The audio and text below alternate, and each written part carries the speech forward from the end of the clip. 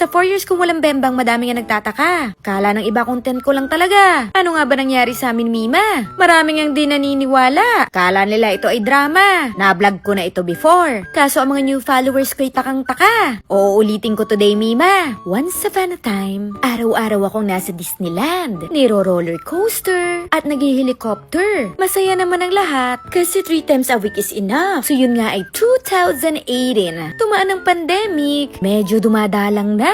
Palungkot na ng palungkot ang buhay ko, Mima. At si Judith nga'y medyo nagtataka kasi di na masyadong binibisita. Pero may once a week naman ako natira. Eto ay during pandemic. Fast forward, dumating ang 2022. Nagkasakit sa balat ang Niyafa. Dami namang parte, sinali pa si Junjun. Kaya ayun, nabawasan ang function. Pero di pa rin ako nagpapatinag. 3 times a month is still enough. Hanggang ang sakit ay medyo lumala. Pati si Junjun nasasaktan na pag aking binibisita. Kaya ayun, kami tumigil muna. At siya nga'y nagpagaling na. Etong aming kondo'y medyo bago. 3 taon pa lang kami mahigit dito. Kahit isa, hindi pa natsubibo.